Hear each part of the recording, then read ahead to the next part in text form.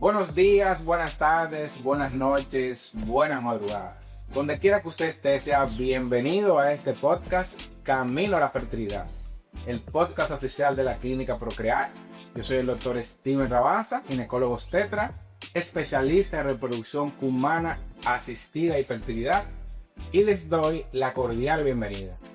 Bueno, en este capítulo de hoy me place tener aquí a no solamente mi amigo, mi compadre, mi maestro, el doctor William Vargas Vázquez, que nos va a orientar sobre un tema muy importante de salud reproductiva. Vamos a hablar hoy de mitos y realidades sobre el síndrome de ovario poliquístico. Doctor, para mí es un placer tenerlo aquí. Gracias por estar aquí.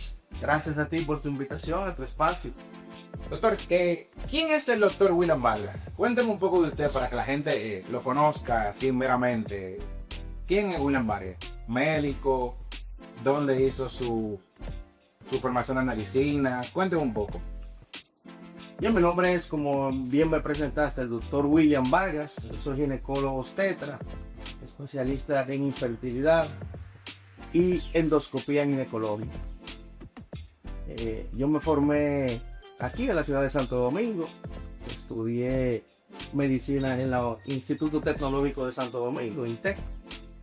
Y ahí hice en mi carrera de grado la medicina. Una de las escuelas más famosas de medicina del país. Soy una buena escuela, una escuela que se caracteriza por formar profesionales con excelencia académica. Luego me quedé aquí en el país, hice ginecología y obstetricia en el Hospital Luis Eduardo Vázquez, avalado por la UAS. El Morgan, gente lo conoce como el Morgan. Usted hizo ahí y fue jefe de residente, no solamente jefe de residente, fue jefe general de residente. En situaciones coyunturales, no tenemos ninguna capacidad por encima de otros. Bueno, Luego hicimos endoscopía ginecológica. qué bien, qué bien. Avalado por la Escuela Internacional de Endoscopía Ginecológica de España. Laparoscopía, histeroscopía, qué bien. Eso es laparoscopía, histeroscopía. Y un máster en medicina reproductiva y fertilidad de la Universidad Europea de Latrán. Muy bien, doctor. Bueno, para mí es un placer tenerlo aquí. Y de un tema que nosotros vamos a tratar de orientar a las pacientes a que se quiten los mitos y se ofusquen en sus realidades. Mire, es muy frecuente en la consulta ginecológica de reproducción que la paciente tenga quistes en los ovarios y que tenga ovarios poliquísticos. Pero es poco frecuente que la paciente sepa que tiene el síndrome de ovario poliquístico. ¿Cómo usted me puede definir el síndrome o quiste? Ese es un conglomerado de tantos mitos que hay de esa patología, que tan importante que es en ginecología y reproducción, y que tantas causas de infertilidad tiene en la ovulación.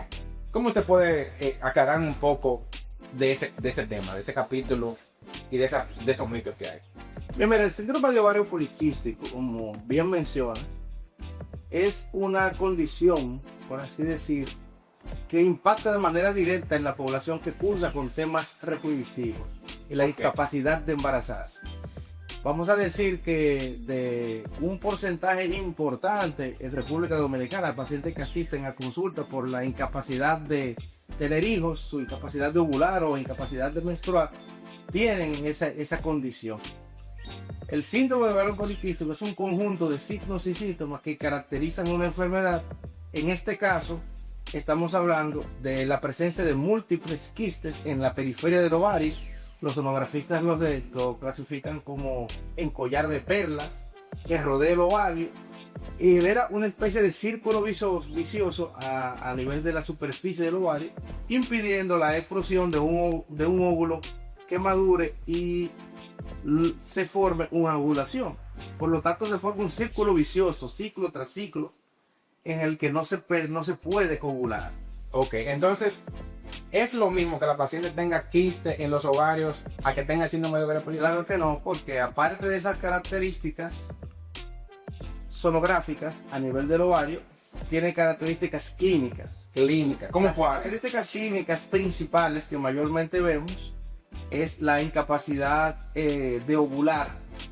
No tienen ciclos menstruales que no producen ovulación en el tiempo que deben de ovular, o sea, son ciclos anovulatorios, aunque vean menstruación. Ok, ¿cómo entonces la paciente o el médico puede darse cuenta que esa paciente no está ovulando? ¿Se le hace una sonografía, un examen de sangre? ¿Qué se le hace para no saber que la paciente no ovula? Porque muchas pacientes me dicen, doctor, yo ovulé el mes pasado porque yo vi mi moco cervical que estaba bien fino y eso tengo una lubricación excelente y ovulé. Y o sea, ¿cómo se da cuenta la paciente que realmente ese ciclo de ella es un ciclo ovulatorio? Bueno, hay que evaluarla físicamente, hormonalmente y sonográficamente. Vamos a ver. Hay que evaluarla al su inicio del ciclo menstrual para ver cómo está la función ovulatoria, día 3, día 4 de su ciclo, para ver cómo está en la fase basal de su ciclo menstrual, la cantidad de folículos antrales que tiene sonográficamente y ver cómo está su relación FSH, LH, sus niveles de estrógenos, que normalmente están bien elevados en las pacientes con ovario poliquístico por la acumulación precisamente de esos folículos. Y en la fase lútea media de su ciclo, o sea, el día 21, día 20, en pacientes que tienen ciclo de 28 días más o menos, ahí se evalúa una prueba de progesterona que confirma que si sus niveles están bajos es que no se ha producido una ovulación per se. Entonces eso ha sido en ese ciclo. Entonces se mide, Ese sí. eso se hace en sangre periférica. Exacto, análisis de laboratorio, sangre. Ok. O sea, hay que evaluar al paciente y darle un seguimiento. Ahora bien, un gran número, una cantidad importante de pacientes con un síndrome de ovario poliquístico, desde una evaluación inicial viene con la historia de que ni siquiera ven menstruación de manera regular. Ciclos menstruales irregulares. Exacto. Esos ciclos menstruales irregulares, su principal anomalía es la ausencia por meses de ver el periodo menstrual. Por lo tanto, esa paciente, inclusive desde una primera evaluación, con las pruebas iniciales, ya uno sabe que no solo no están ovulando, sino que ni siquiera están menstruando. O sea que el cuadro instalado física y hormonalmente tiene más características que nos ayudan a hacer un diagnóstico de primera impresión. Muy bien. ¿Sabes que es muy frecuente que la paciente venga y me dicen, doctor, pero me salen vellos en la cara? Y son unos vellos que son duros, dice la paciente, que vienen mayormente cuando uno le diagnostica con ese síndrome.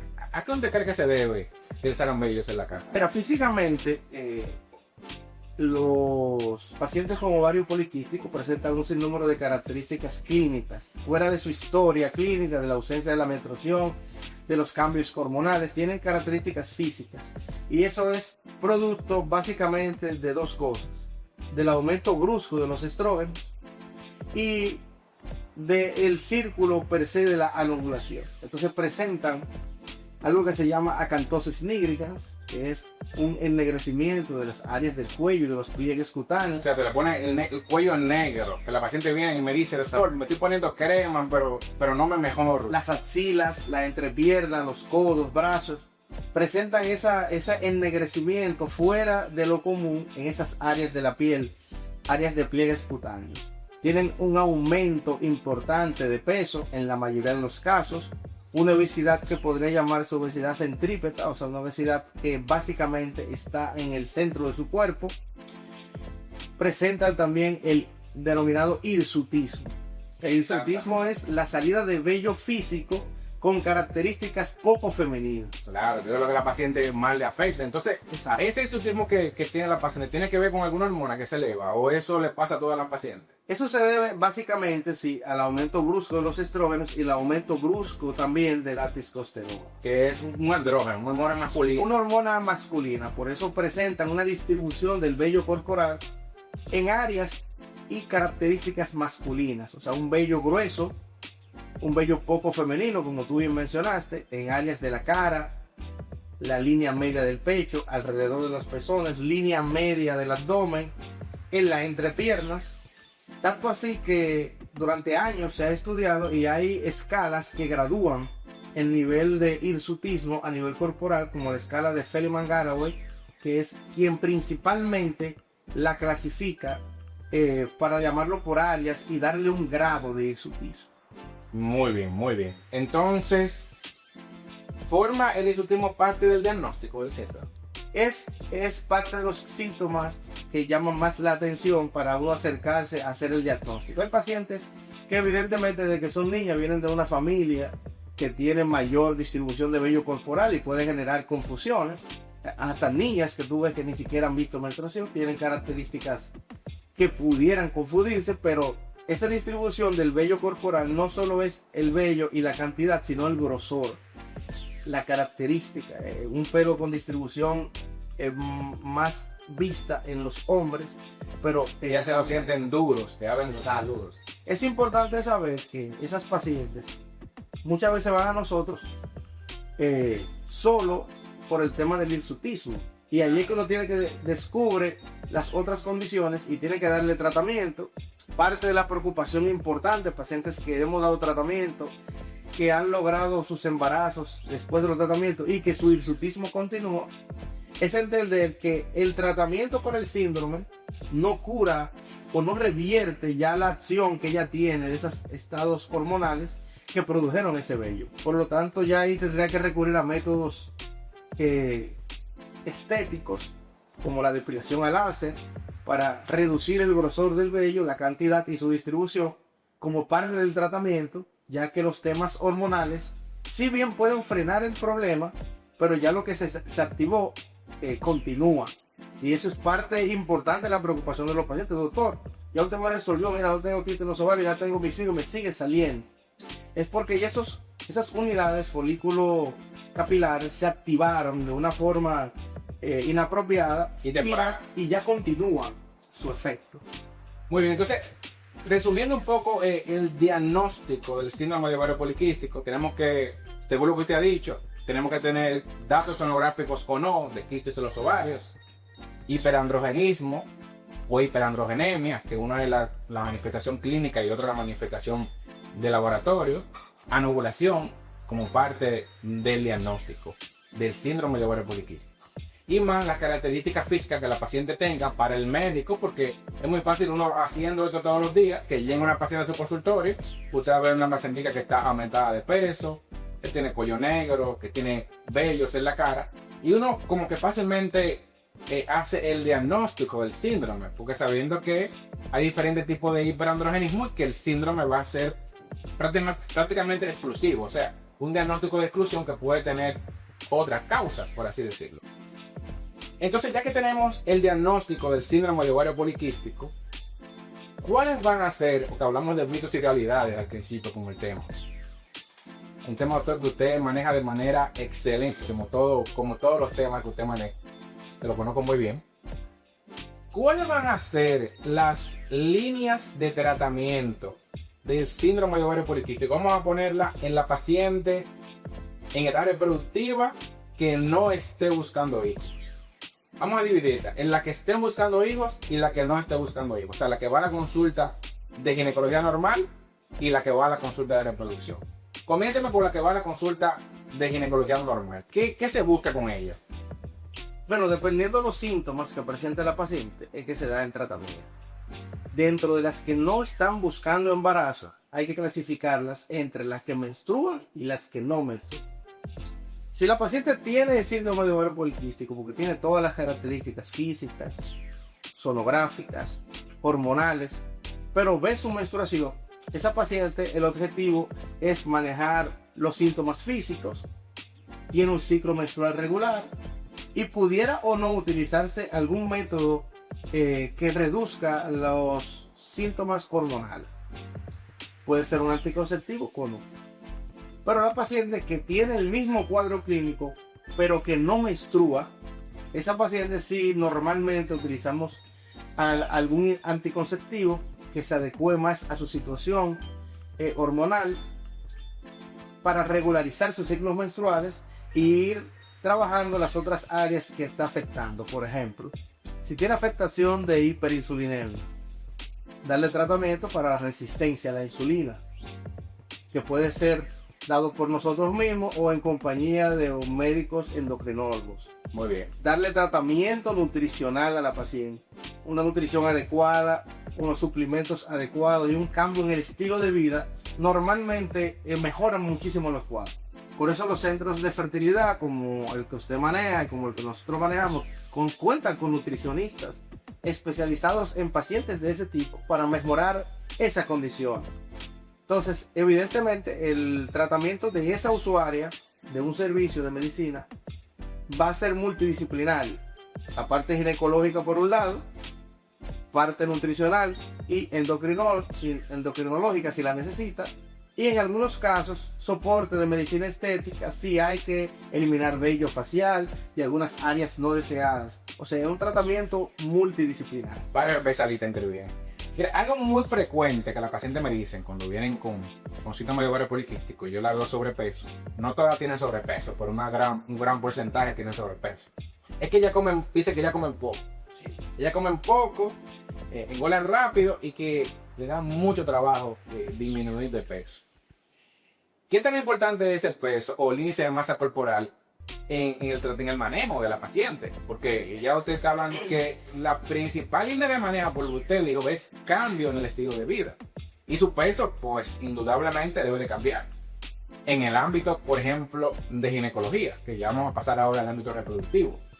¿Qué tan importante es el peso, usted cree, en el manejo del síndrome? Es importantísimo, inclusive muchísimas pacientes que vienen con problemas instalados, que se sabe que va a tener problemas de fertilidad, aunque en el momento no está buscando embarazo. Tan pronto uno hace esos cambios en el estilo de vida, inclusive sin ella estarlo buscando, logran ese embarazo. De manera, porque el cuerpo se reinicia. Hay un reinicio del eje hipotalámico y coficiario gonadal en la paciente. Eso es todas las hormonas que se producen en el cerebro, que estimulan los ovarios, que el ovario estimula el útero, que al final juegan un conjunto de cascada que evolucionan en que todo funcione de manera natural. Y devolverle a la paciente un estilo de vida saludable reactiva todas las funciones orgánicas, en muchos de los casos sin ninguna otra intervención médica. Solamente con cambio en el estilo de vida la paciente se embaraza.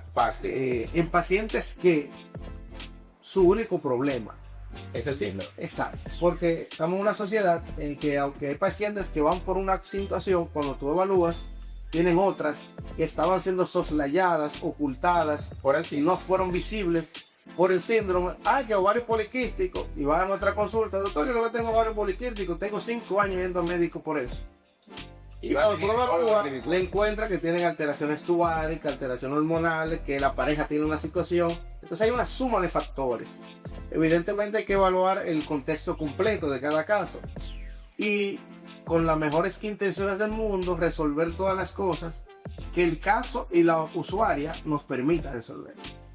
Bueno, yo creo que vamos ahora a tocar la parte que más mitos tiene del manejo del síndrome de ovario poliquístico.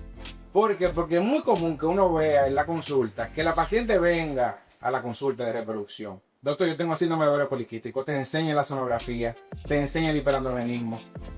Yo estoy buscando hijos, doctor, y solamente me ponen estas pastillas. Me dice que me tome esta pastilla por 3 meses, me la dan.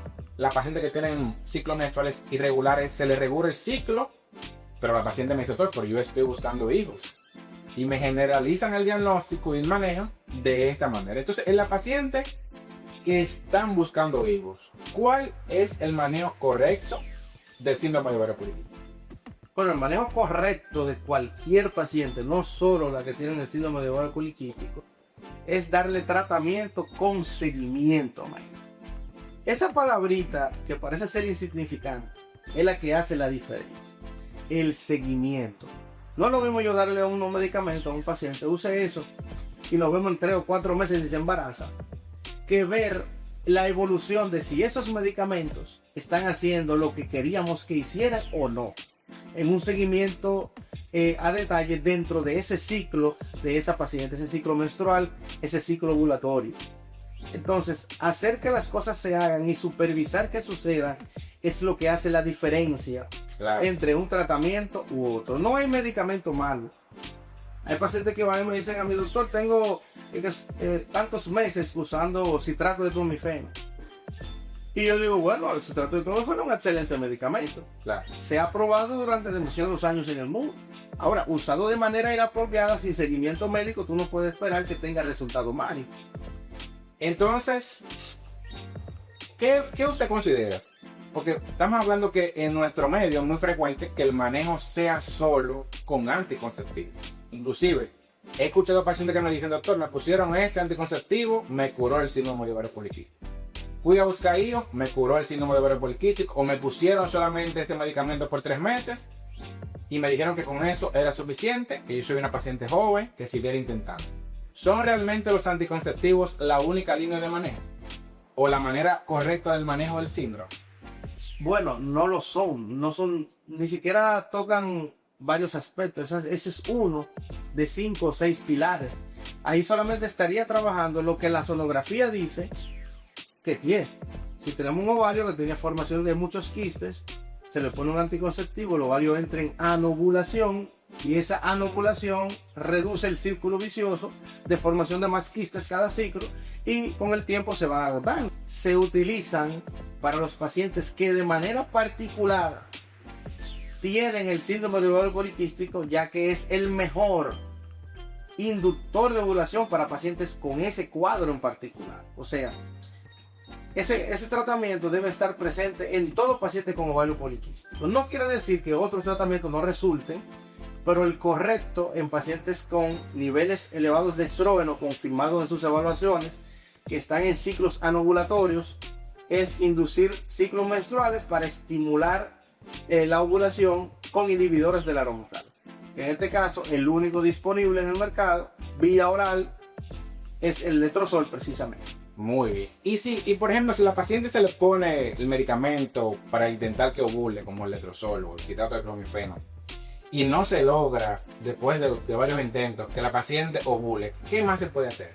Bueno, es una paciente que ya debe de pasar a recibir tratamientos más avanzados dentro de los protocolos de medicina reproductiva. ¿Cómo cuáles? Es una paciente que puede pasar a ciclos de estimulación ovárica con gonadotropinas. O sea, eso con inyecciones. Exacto, medicamentos inyectables con seguimiento médico. Todo lo que hemos hablado es con seguimiento médico. No hay manera de yo saber que una paciente que yo estimulé con medicamentos logró una ovulación si no se le dio un seguimiento.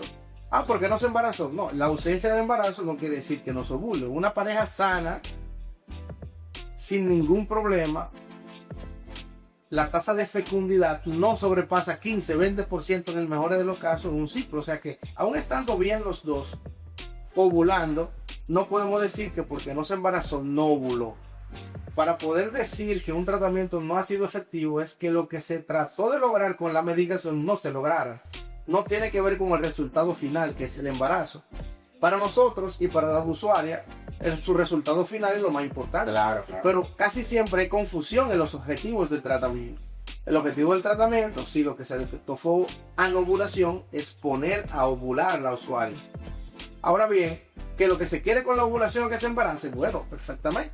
Entonces, si no se está logrando la ovulación, solo con los inhibidores de aromatasa y estimulándolo vía oral, pasamos entonces a estimulación con las gonadotropinas, que tenemos una amplia gama de tratamientos que son los mismos que se pueden utilizar desde lo más simple para una estimulación ovárica controlada, para una inseminación o para una fecundación in vitro. El arsenal prácticamente es muy amplio y se da a dosis respuesta.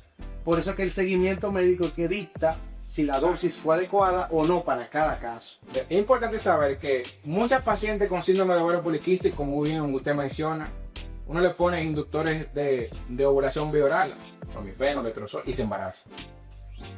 Pero muchas no. Muchas tú le pones los inductores orales, pasa con gonadotropina y no sucede el embarazo.